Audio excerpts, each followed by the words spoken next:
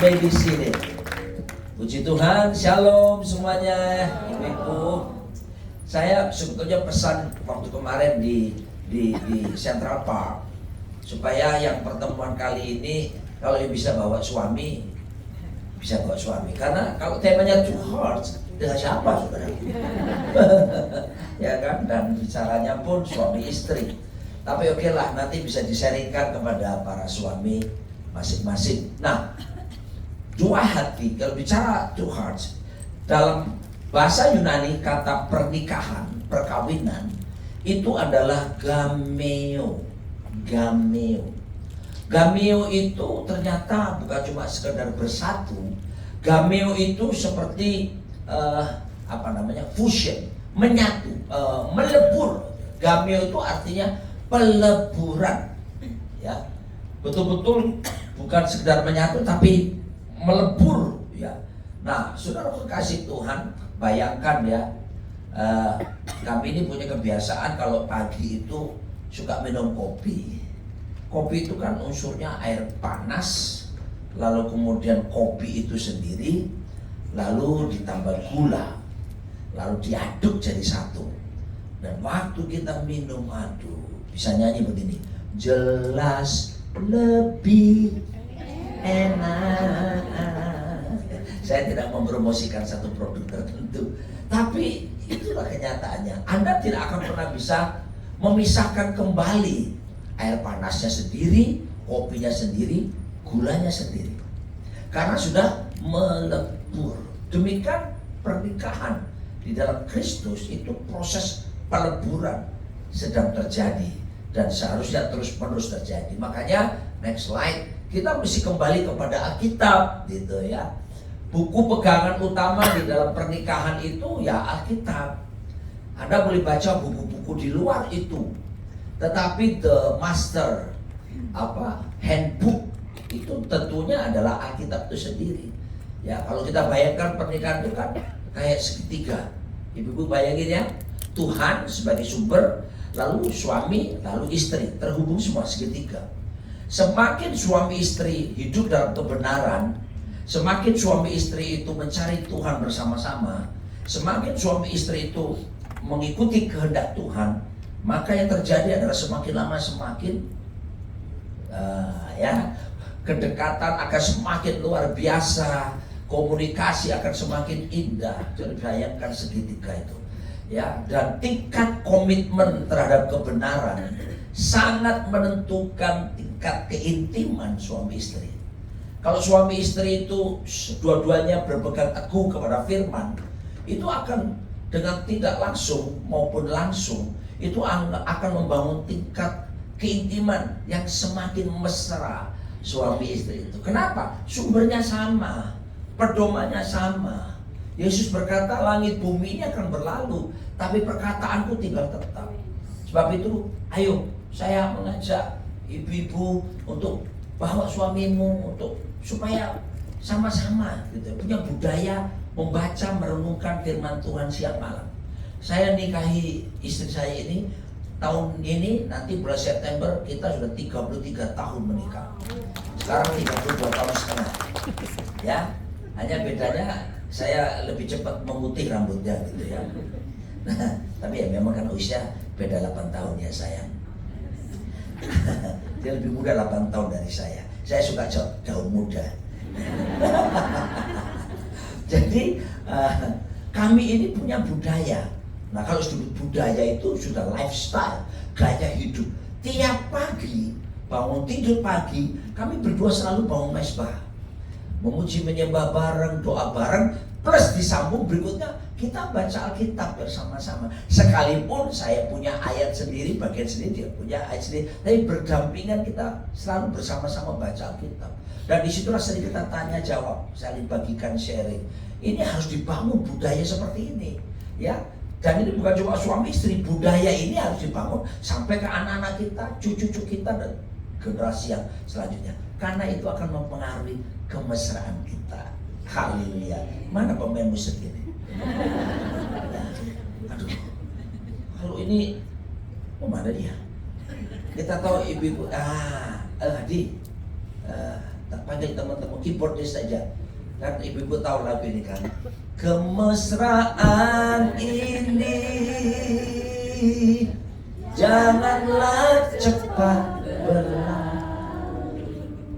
Angkat suaramu cuma. Kemesraan ini ingin ku kenang selalu. Oke. Nah, kita lihat next slide lagi. Apa yang terjadi dengan pernikahan-pernikahan saat ini? Nah, seorang pakar psikologi di Amerika namanya Helen Fisher. Kami punya 3 orang anak ya. Anak-anak kami yang nomor 2 sama nomor 3 itu menekuni bidang psikologi. Mereka ambil studi sampai master di Amerika. Bahkan yang satu sudah tinggal di Amerika, menikah di sana, punya anak 2. Saya jadi punya cucu 2 ya di area di Los Angeles sana. Dan memberitahukan kepada kami bahwa peneliti namanya Helen Fisher ini meneliti kalau orang kok bisa kerenyang-kerenyang gitu ya. Kalau ingat waktu pertama kali jatuh cinta gitu ya, aduh, saya ingat kepada dia. Saya kalau duduk bersebelah sama dia ini menyentuh kulitnya aja karena saya merinding bulu kuduku gitu. Ternyata proses merinding itu karena ada hormon namanya dopamin ya, dimana hormon tersebut mempengaruhi agak rendah, agak pelan sedikit, perasaan senang ketika kita jatuh cinta, perasaan bahagia. Nah, akan tetapi hormon dopamin ini kepada orang yang sama itu daya kerjanya rata-rata hanya 4 tahun kalau orang yang sama. Dan itu bahaya sekali kalau kita nggak ngerti ini. Tingkat perceraian tertinggi di Amerika Serikat itu usia 1-5 tahun. Kenapa? Dopaminnya habis. 2 tahun pacaran masih kerenyang-kerenyang. Lalu masuk pernikahan nih, begitu menikah sampai anak pertama lahir ya masih kerenyang. Tapi begitu anak pertama selesai melahirkan, 4 tahun kan rata-rata habis. Sudah nggak rasa kerenyang-kerenyang lagi. Ya sudah pegang-pegangan. Sudah. Nah, di Amerika mereka nggak paham ini. Makanya mereka bilang gini, kita kok nggak ada cinta lagi ya, kita kok nggak ada getaran lagi. Lalu mereka memutuskan apa? Bercerai dengan baik-baik, dengan dilanjutkan dengan apa? Kita sama-sama melanjutkan kehidupan kita dan kita sama-sama mencari cinta sejati masing-masing. Padahal dopaminnya habis. Saudara berkasih Tuhan ya. Nah, saudara perhatikan banyak pengantin seperti ini. Ya, sengaja kita ada gambar Sprite di sini ya. Itu kan minuman soda. Nah, saudara lihat, kalau minuman ini minuman bersoda yang pada umumnya itu kan sebelum kita minum kita kocok baik-baik, lalu kita buka, bang, itu pasti akan gitu kan, lalu tuang ke gelas. Orang Surabaya bilang begeluk. Waduh, busanya luar biasa saudaraku. Biarin aja itu. Pertama bergejolak. Itu kan banyak orang gitu menikahnya gitu kan. Tahun-tahun pertama. Mendidih, mendidih. Apalagi yang lakinya saudaraku. Kayak kuda gitu. Tapi diambil aja itu. Semalam aja Coca-Cola atau Sprite itu. Besok pagi coba diminum. Hambar. Sudah tidak ada gregetnya lagi. Berapa banyak kami berdua menemukan rumah tangga Kristen. Akhirnya udah bertahun-tahun. Cuma apa? Ya yang penting mempertahankan status lah Pak. Udah gak rasa apa-apa lagi. Ini mau menikmati apa? Belum masuk. Ini namanya surga. Bukan surga di bumi. Neraka di bumi. Gak usah nunggu mati masuk neraka. Udah ngalamin neraka. Tapi Tuhan menyediakan kepada kita seharusnya rumah tangga kita mengalami surga nyata di muka bumi ini. Amin. Isi saya akan melanjutkan setelah itu. Next slide. Next kan. Dan sebelum lebih jauh, ibu-ibu semuanya, kita evaluasi terlebih dahulu yuk. Nah, mulai evaluasi apa sih yang membuat kita tuh jatuh cinta sama pasangan kita pada waktu itu. Tiap orang kan pasti punya kerinduan, idealismenya masing-masing kan. Nah, saya dulu waktu masih SMA gitu ya, kuliah, saya punya kerinduan sendiri. Saya itu minta sama Tuhan yang seperti ini. Tiap orang berbeda ya, ini saya ya. Tuhan, buat saya tuh yang ideal kalau cowok itu selisihnya usia 8 tahun buat saya. Terus kemudian cowok yang petakilan. Saya tuh suka tipe cowok yang petakilan, yang pecicilan gitu loh ibu-ibu. Saya kurang suka kalau cowok tuh yang cool, yang diem gitu, yang cuek, enggak. Nah, terus kemudian saya suka cowok yang pinter main musik, yang pinter nyanyi, yang suka anak kecil. Beberapa cowok datang kepada saya, ternyata pada waktu bicara-bicara, selisihnya usia sedikit ataupun sama. Nah, pada waktu saya ketemu dia, saya belum tanya usianya berapa, tapi saya tuh lihat dia, suara ketawanya itu kita pertama kali ketemu di persekutuan doa di Surabaya, namanya Ghost Gate, ibu-ibu. Surabaya Play Center. Kalau ibu-ibu pernah tahu, itu gede gedungnya, kapasitas 3.000 ya. Itu suara ketawanya dia dari ujung kedengeran sampai ke ujung. Dari pintu lift buka, kalau dia ketawa sampai ke ujung udah kedengeran. Jadi saya begitu lihat dia, saya udah jatuh cinta kelapak-kelapak duluan ibu-ibu. Nah, pada waktu saya tanya dia, saya kan pemalu banget, saya cuma diem, cuma nyimpen aja dalam hati. Terus pada waktu mulai ketemu sama teman-teman diceng-cengin gitu ya, saya tanya usianya, ternyata kami selisih 8 tahun gitu ya. Tapi dia itu awalnya cuman merendahkan saya dalam artian gini, Nancy, beda mah 8 tahun tuh masih Kia, anak kecil katanya gitu. Anak kecil, dia nggak mau lihat saya, tapi justru semakin gitu saya semakin aduh gitu ya. Nah, saya jatuh cinta banget sama dia. Suatu kali nih ibu-ibu ya, tanpa saya tahu dia udah suka saya, dia tuh ngapel ke saya. Kalau kita zaman dulu ya istilahnya kan ngapel, anak sekarang sudah jarang ya. Dia datang ke rumah saya, dia begini, Nancy, boleh gak aku minta sama kamu selembar kertas sama ballpoint? Saya kira dia itu mau tulis lagu dong. Jadi saya ambilin kertas HVS yang gede tuh. Tahu-tahu dia bilang gini ke saya, Nancy, aku mencintaimu. Maukah kamu menjadi pendampingku yang setia? Padahal tuh saya cuma simpen dalam hati, saya diem aja. Jadi ibu bisa bayangin pada waktu itu kalau saya mau bilang gubrak pingsan tuh seperti itulah ibu-ibu. Jadi aduh, seperti Sprite yang tadi Pak Roni bilang, wah mendidih luar biasa. Terus ya disitulah pertama kali dia pegang tangan saya waktu begitu udah jadian itu tuh saya masih hari itu gak langsung jawab. Jamaah, dia bilang gini, Roni, aku bukannya iya atau tidak, aku harus berdoa karena sama pada Tuhan. Saya sih, dalam hati saya, silakan, saya tunggu. Pada waktu dia pertama kali pegang tangan saya itu di waktu kita makan di restoran, aduh, kayaknya setrum lebih dari 220 volt. Nah, oke, kami menikah. Tapi kan yang namanya kehidupan tidak selamanya baik-baik saja kan ibu-ibu. Pasti ada yang namanya masalah. Next kan kita lihat apakah yang akan terjadi. Nah, dalam Yohanes 2 kita lihat kisah perjamuan pernikahan di kota Kana. Yuk kita baca. Setiap orang menghidangkan anggur yang baik dahulu, dan sesudah orang puas minum, barulah yang kurang baik. Yang selanjutnya nanti kita akan ajarkan kepada ibu-ibu semua di bagian paling bawah. Inilah gambaran Sprite yang ada di muka bumi ini. Setiap orang itu pasti yang baik dahulu, yang bahasa Surabaya tadi bluk-bluk itu tadi ya. Tapi apakah yang terjadi begitu sudah ngalamin masalah, begitu banyak hal yang tidak baik-baik saja, apakah yang terjadi yang kurang baik?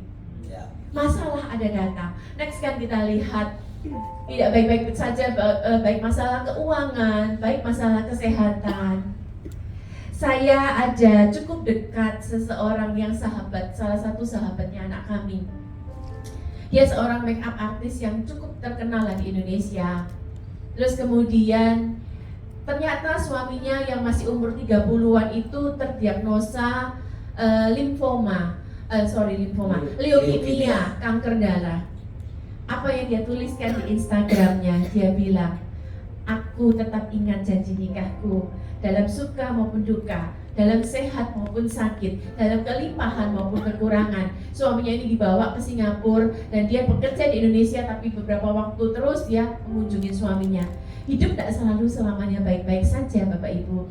Nah, kita lihat selanjutnya, tantangan begitu banyak dalam hal apapun juga. Kalau kita nggak bisa mengatasi, anggurnya jadi kurang baik, memang tetap Tuhan, karena masing-masing punya hati. Tapi akhirnya apa yang terjadi? Kita sudah tidak Tuhan berjalan bersama-sama lagi.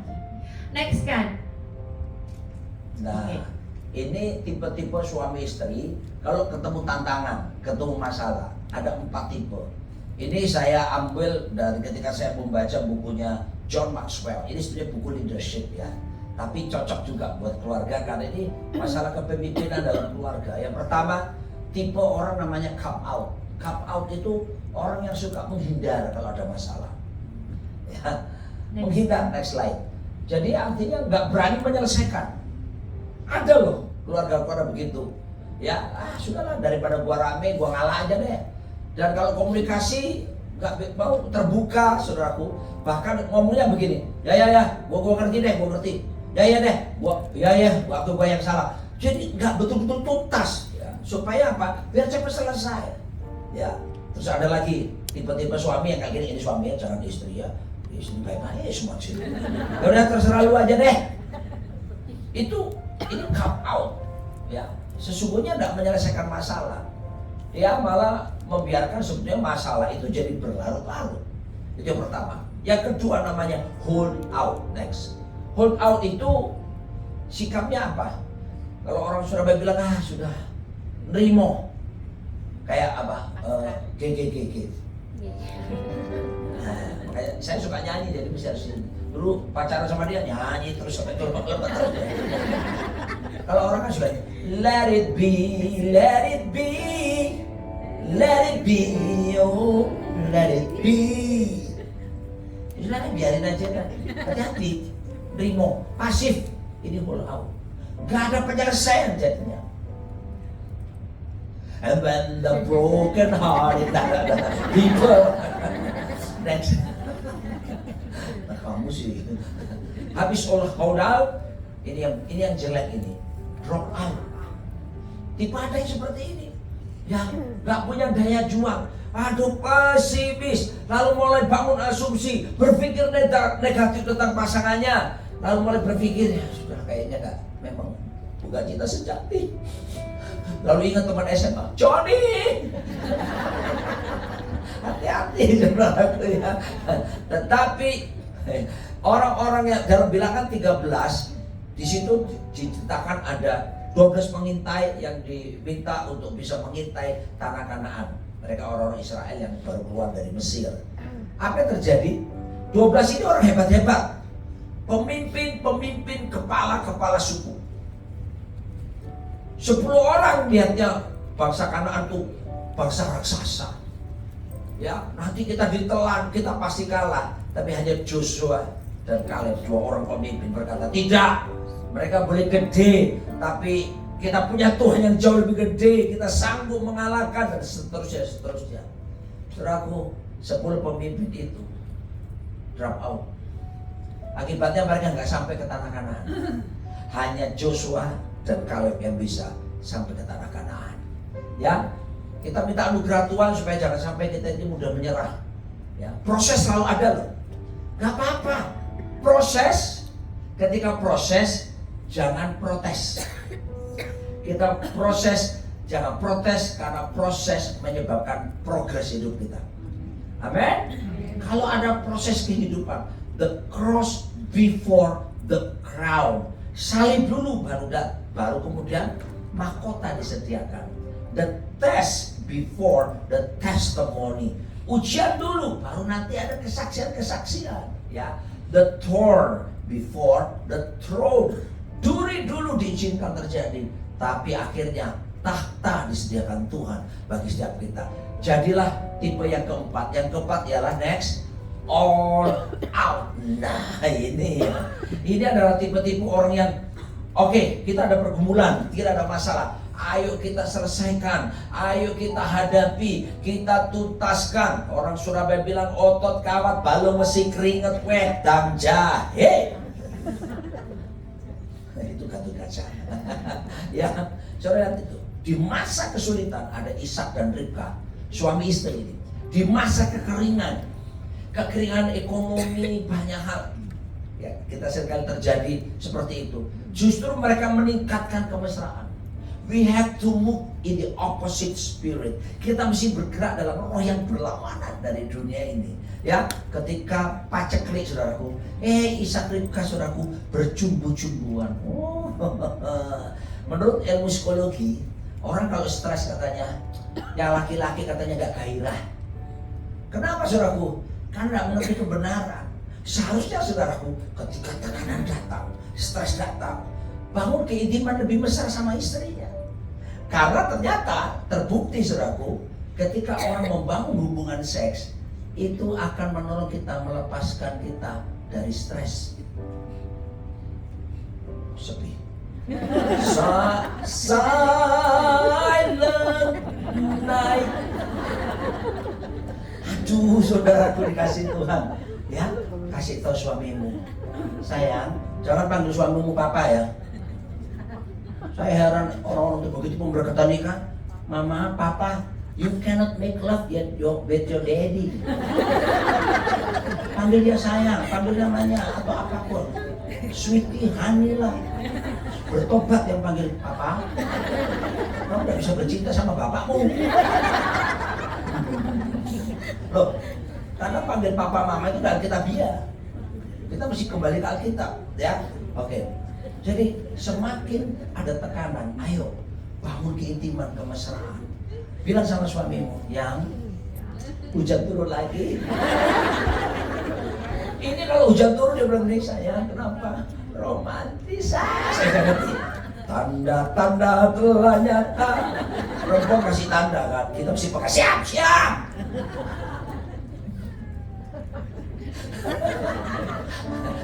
Nanti dia pulang gini, saya kok cinta itu sih.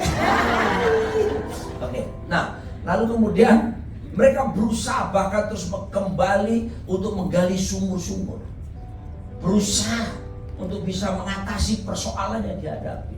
Next slide lagi, ya. Nah, silakan sayang. Nah, kita juga harus waspada, Bapak, Ibu-ibu semuanya, karena 1 Petrus 5 ayat yang ke-8 firman Tuhan berkata, iblis itu berjalan keliling mencari mangsa yang dapat ditelannya. Kalau kita belajar ada kata dapat, berarti automatically ada kata yang ada orang yang tidak dapat. Untuk dapat dan tidak dapat, untuk iblis menyerang itu tergantung siapa? Tergantung kita sendiri. Dan kita perlu belajar loh ya, iblis itu selalu seperti misalnya dia jadi iblisnya ya ibu-ibu ya. Dia bukan singa kebun binatang yang dilempar daging, tapi dia selalu mengintai, untuk mencari kesempatan. Dan kita belajar, iblis itu mau menghancurkan two hearts. Memang kita bicara Valentine's, two heart, suami istri, tapi ini pun juga bicara tentang orang tua anak, juga bicara tentang pertemanan, bicara tentang semuanya. Ya, kemudian, nah benteng yang dipakai iblis seringkali itu apa sehingga akhirnya kita drop out karena asumsi. Nah, yang seringkali terjadi adalah kita itu sakit hati bukan karena hal yang benar, tapi karena apa? Asumsi kita. Sekali lagi ya ibu-ibu ya, kita nih para wanita seringkali sakit hati sama pasangan kita, sama mertua, sama anak, sama orang-orang. Seringkali bukan karena kebenaran, tapi karena apa? Iblis yang menembakkan asumsi. Tadi iblis berjalan keliling itu menembakkan apa? Asumsi. Dalam Efesus dikatakan dia menembakkan panah api. Nah, kemudian kita sakit hati, kita capek hati. Kemudian yang terjadi kita menyerah. Pernikahan hanya mempertahankan status aja, drop out yang terjadi. Next kan, yuk kita belajar. Nah, ayo ibu-ibu jangan menyerah. Ataupun kita berpikir seperti ini, aku capek sama pasanganku, toh aku bisa hidup tanpa dia, aku bisa cari duit sendiri, aku bisa membesarkan anak-anakku sendiri. Yuk kita baca ayat ini bersama-sama, ini penting ya ibu-ibu. 1, 2, 3. Berdua lebih baik daripada seorang diri, karena mereka menerima upah yang baik dalam jerih payah mereka. Stop dulu. Dalam jerih payah mereka itu bukan sendiri tapi berdua, disitu dikatakan. Jadi kalau kita berpikir aku bisa hidup sendiri, oke, kamu bisa. Tapi justru berdua itu Ya. kekuatannya berkali lipat. Seekor kuda, ini penelitian, dapat menarik 250 kg satu kuda. Tapi dua kuda ternyata bukan menarik 500 kg, tapi menarik 6.500 kilogram. yang artinya 26 kalinya. Berdua justru upahnya bukan 2 kali lipat, tapi 26 kali lipat. Jadi itu penting ya. Oke, kita lanjutkan baca lagi. Karena kalau mereka jatuh, yang seorang mengangkat temannya. Tetapi wahai orang yang jatuh, yang tidak mempunyai orang lain untuk mengangkatnya. Jadi bicara di luar pernikahan seperti ini, NDC Women ini penting.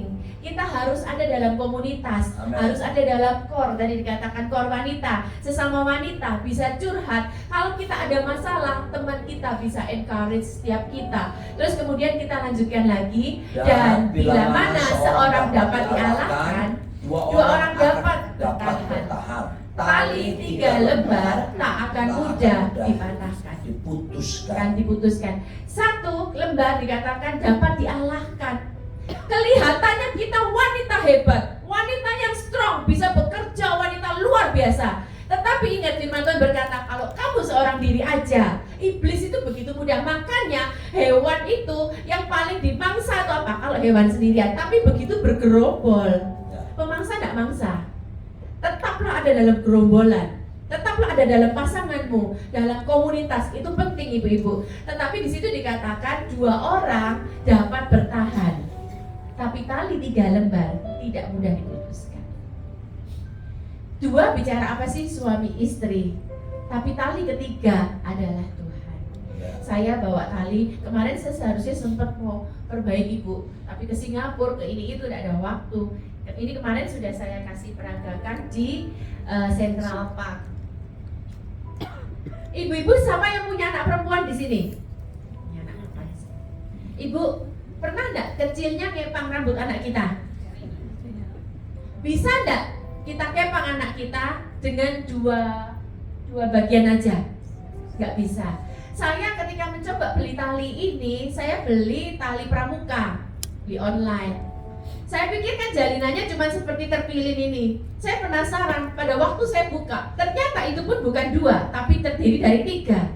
Nah sekarang saya tanya ibu, ibu kan mengepang rambut anak dari 3 ya. Yang kelihatan tampak luar berapa Bu? 2. Yang tampak luar kan kelihatannya 2. Kiri kanan, kiri kanan, kiri kanan. Padahal tidak akan bisa jadi kiri kanan tanpa ada yang ketiga. Demikian juga dengan suami istri. Yang kelihatan 2, yang kelihatan hanya suami istri aja. Padahal kenyataannya kita kuat. Ini misalnya ya, ini kalau kita kepang ini, kalau perempuan biasa ngepang rambut anak pasti cepet gini ya, kita kepang dan biasanya tidak apa-apa sih. Emak-emak itu kita supaya kenceng kita tarik lagi, baru sampai bawah kita ikat.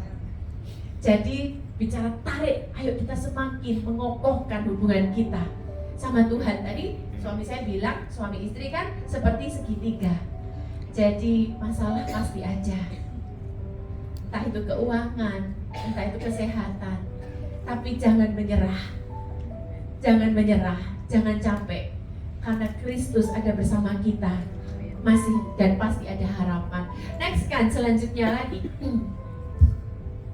Nah, tapi kita ngomong gini Bu, tapi saya tuh sakit hati, baik sama pasangan, baik sama teman, apalagi sama mertua.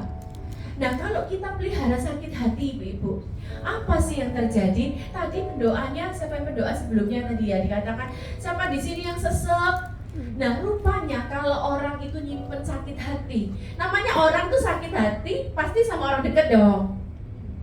Kalau sama orang jauh, namanya bukan sakit hati, jengkel sesaat. Tapi kalau sakit hati, pastinya sama orang yang dekat. Kalau kita nggak mau melepaskan pengampunan, kita drop out, kita capek, kita berpikir pisah, yang terjadi. Kita baca bersama-sama. Kasihanilah aku ya Tuhan, sebab aku merasa sesak karena sakit hati, mengidaplah mataku, meranalah jiwa dan tubuhku. Kalau orang tidak mau ngampuni, ini yang sering terjadi sekarang, mental illness, depresi, shaking, akhirnya banyak sekali masalah kejiwaan. Tapi juga tidak bisa dipungkiri, itu mempengaruhi secara medis tubuh fisik kita. Dokter menyatakan kalau kamu tidak mau melepaskan pengampunan, kamu drop out akhirnya dengan hubunganmu. Apakah yang terjadi? Hormon kortisol akan bertumpuk dalam hidup kita. Itulah yang akhirnya menyebabkan jantung koroner, sakit kanker, dan penyakit critical illness semuanya itu. Karena kita nggak mau melepaskan pengampunan.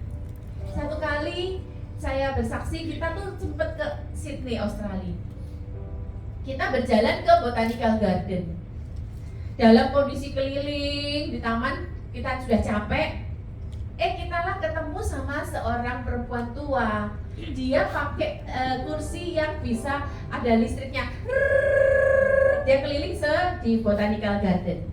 Kami berdua menghampiri ke sana, dalam artian kita berpikir, wah kok keren kursinya, kita mau cari sewaan itu di mana. Begitu kami menghampiri si ibu ini, dia bilang, I'm paralyzed katanya. Jadi rupanya kursinya itu bukan kursi yang untuk disewakan, tapi dia lumpuh. Kemudian kami mendekati, singkat cerita, kami ngobrol dan dia bilang I'm paralyzed. Lalu saya bertanya, ini sejak kapan kok bisa lumpuh? Ternyata 11 tahun yang lalu. Berarti dia lahir tidak lumpuh kan? Kami tanya, kenapa kamu bisa lumpuh? Dia cerita bahwa dia berkelahi dengan kakak iparnya. Ini seorang wanita, namanya Lawrence, sampai sekarang saya ingat. Ini kejadian tahun 96, lama sekali ya. Lalu kemudian dia menceritakan kakak iparnya itu mendorong dia dalam pertengkaran. Dia terjatuh, dia sakit hati. Dia bilang gini, laki-laki cuma berani sama perempuan, awas dulu ya. Nah sejak dia sakit hati, pahit sama kakak iparnya, dia cerita kakinya lemah. Lalu terus melemah sampai lumpuh 11 tahun. Kami tanya, mana kakak iparmu? Udah meninggal. Banyak orang membawa sakit hati, padahal orang yang lain itu udah meninggal. Seharusnya Injil dibawa sampai mati itu apa? Injil, bukan sakit hati ya kan? Nah, lalu kemudian saya bilang gini, kami tanya, are you a Christian? Ya, tapi dia nggak mau masuk gereja. Kenapa? Dia bilang, teman-temanku tuh kelihatannya baik, munafik semua. Yang di gereja itu orang-orang munafik katanya. Beda sama di Indonesia. Saya lebih baik ke gereja, aku lebih baik dari mereka semua. Lalu saya bertanya, wah ini keras hati kan? Roh Kudus, saya harus ngomong apa? Lalu dapat hikmat. Dosa bisa terjadi lewat pikiranmu loh. Dia bilang, iya benar juga ya. Lalu saya sharing tentang Kristus kepada dia. Singkat cerita, saudaraku dikasih Tuhan, saya bimbing dia untuk mengampuni kakak iparnya yang almarhum itu, melepaskan pengampunan dan mengundang Kristus dalam hatinya. Lalu saya berdoa dalam nama Yesus, amin, selesai. Lalu saudaraku, saya perintahkan dia, istri saya bilang, tolong bantu, bangkit berdiri. Dan dia diangkat oleh istri saya bilang, in the name of Jesus from Nazareth, saya berkata, be healed, walk in the name of Jesus. Dituntun sama istri saya, namanya 11 tahun gak jalan, sampai berat sekali. Saya berkata, jalan dalam nama Yesus. 5 menit kemudian, tangan istri saya dilepaskan sama dia, dan dia berkata, I'm walking. Sembuh. Saudaraku, menyimpan kepahitan itu mengundang sakit penyakit. Kedokteran berkata psikosomatis, penyakit yang disebabkan karena masalah kejiwaan. So, siapapun kita yang hadir di sini, lepaskan pengampunan. Amin. Kesembuhan dalam segala hal akan terjadi. Oke. Kita baca ayat yang selanjutnya. Ayat 5 itu. Ayat 5 ayat yang kedua. Sesungguhnya orang bodoh dibunuh oleh sakit hati. dan orang bebal dimatikan oleh iri hati. Tadi ayat ini jelaskan, tadi saya sudah jelaskan ada penyakit-penyakit yang memang dimulai dari sakit hati. Itu benar-benar ayat ini terjadi loh, dibunuh oleh sakit hati. Oke, sekarang siang hari ini ketika ibu-ibu memutuskan saya mau melepaskan pengampunan. Amen. Ketika kita memutuskan itu, tapi kita berkata sakit. Next slide. Next slide, kita baru-baru ini sekitar 2 minggu yang lalu ada seorang bapak-bapak datang kepada kami. Badannya besar banget. Tahu-tahu datang. Maksudnya lebih besar dari saya. Kemudian dia bilang, Pak Roni tolong doakan saya. Karena apa? Dia sakit hati banget sama besannya. Karena besannya ini benar-benar memang dia menceritakan berbuat jahat sama dia, menelikung pekerjaannya, sampai yang seharusnya pekerjaannya itu udah begitu banyak penghasilannya tiap bulan, sekarang dia kembali nol dan harus merintis ulang perbuatan yang jahat banget. Terus akhirnya Pak Roni bilang, Bu, ayo lepaskan, Pak lepaskan pengampunan.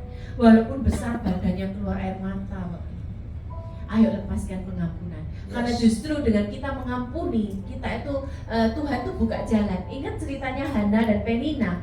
Ketika Hana sakit hati sama Penina dan kemudian dia melepaskan pengampunan sama Penina, firman Tuhan berkata, ketika Elkana suaminya bersetubuh dengan Hana, Tuhan ingat kepada Hana.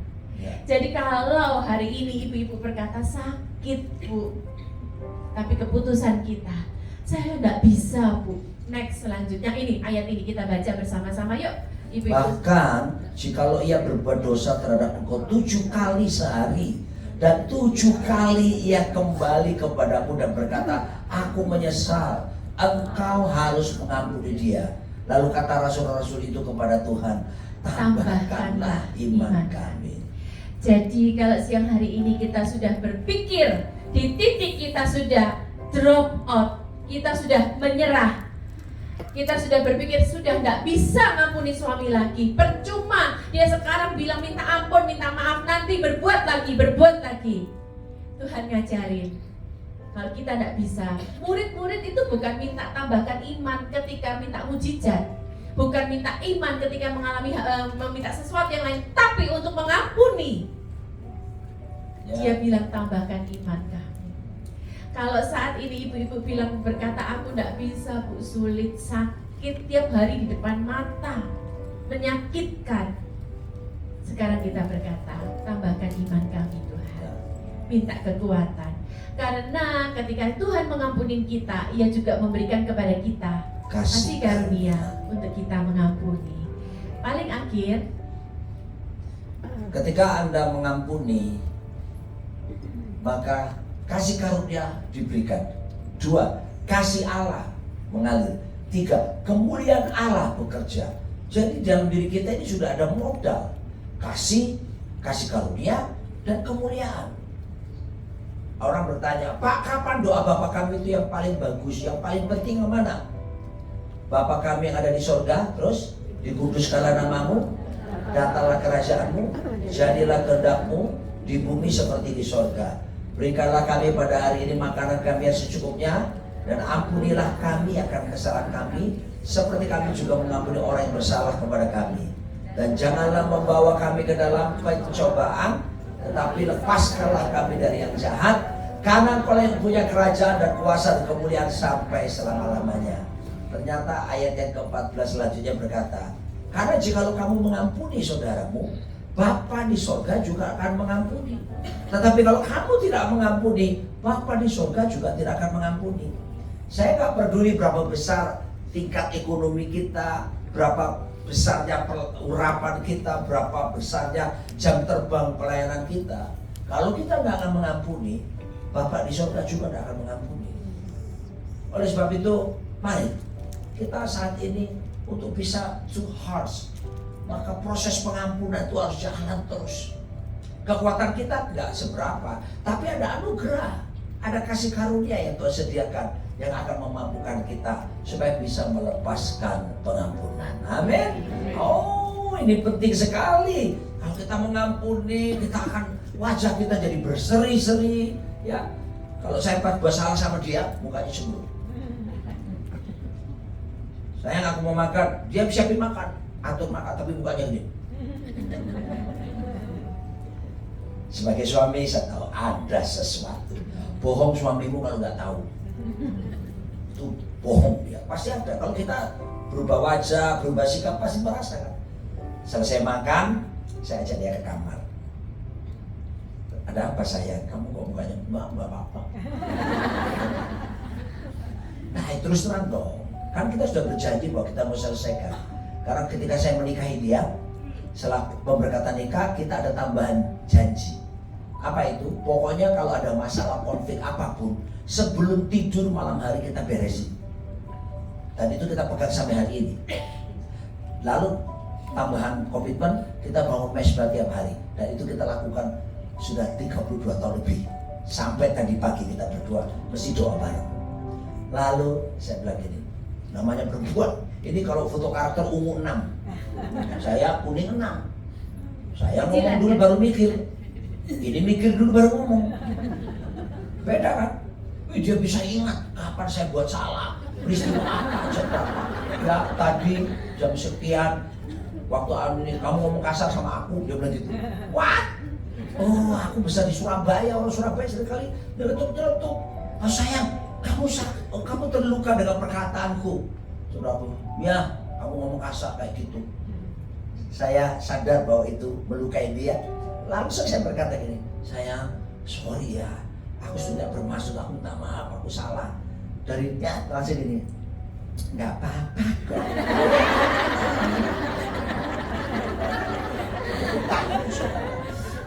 Oh, next slide yang terakhir sekarang, dan kita akan berdoa. Dalam Yohanes 2:10 tadi sudah dibacakan oleh istri saya bahwa banyak orang menghidangkan anggur itu yang baik, lalu kemudian yang kurang baik. Akan tetapi engkau menyimpan anggur yang baik sampai sekarang. Itu Tuhan. Saudaraku, banyak orang bilang bahwa oh ini anggur baru. No, anggur yang baik.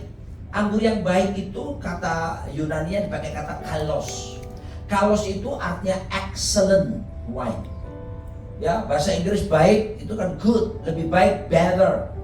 Lebih baik, terbaik, best. Ternyata lebih tinggi daripada the best. Apa itu? Excellent. Anggur yang baru sama anggur yang anggur lama, mana yang mahal? Anggur lama. Saudara kekasih Tuhan, dan Tuhan siapkan bagi setiap kita ini ada anggur-anggur yang berkualitas supaya kita bisa menikmati rumah tangga kita, tapi harus melepaskan pengampunan kita.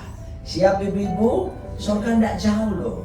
Surga dimulai dari keluarga kita masing-masing. Amin. Kita bangkit berdiri bersama-sama.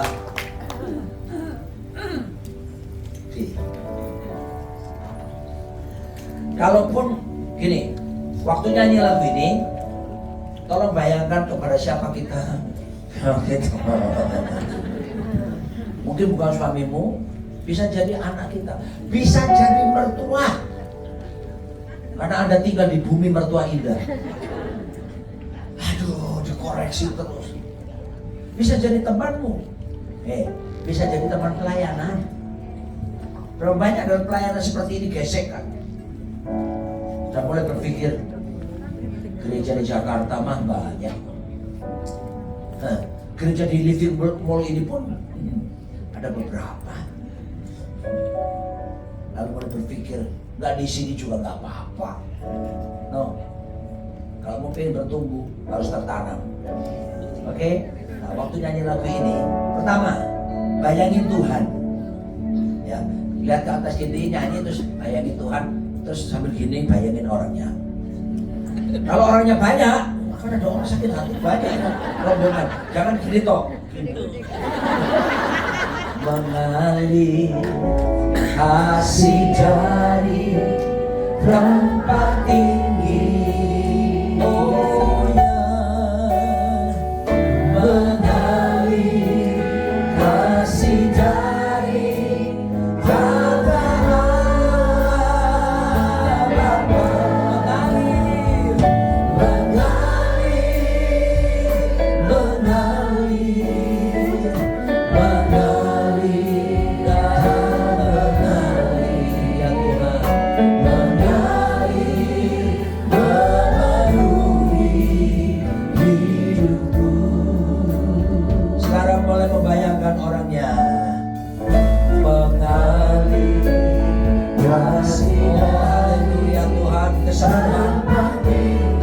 sembuhkanlah pada saat ini luka-luka batin karena kekuatan pengampunan, karena kasih dinyatakan. Bapa,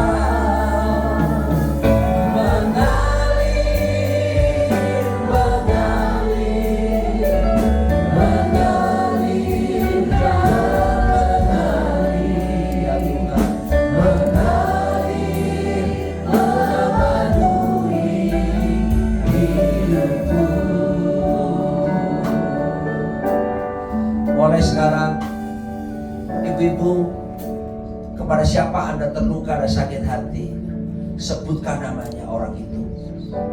Dan mulai katakan, Tuhan, aku ampuni dia. Dalam nama Yesus saya lepaskan pengampunan. Bahkan dalam nama Yesus saya lepaskan berkat atas orang itu.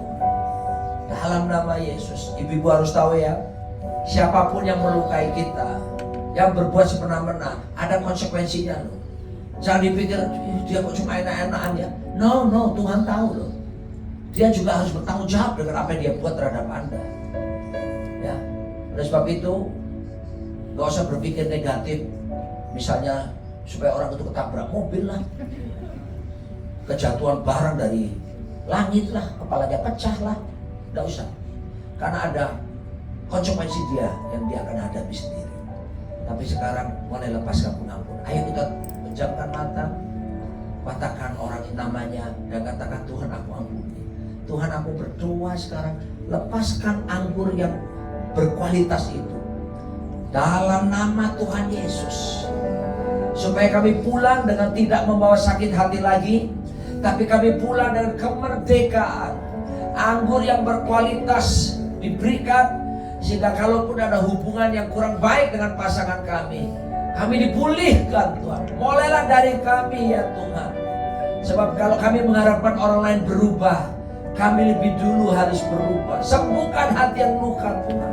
Dalam nama Tuhan Yesus, bila anugerah dan kemurahan kebaikan-Mu dinyatakan saat ini, terlepas kami, terbebaskan dari segala ikatan sakit hati dan segala benteng pertahanan iblis yang terbangun lewat kepahitan, kami hancurkan dalam nama Yesus. Tapi sebaliknya kami melepaskan damai sejahtera Allah yang melampaui segala akal, memelihara hati dan pikiran kami di dalam Kristus Yesus Tuhan. Bagi-Mu hormat pujian kekal sampai selama-lamanya. Dalam nama Yesus katakan, amin.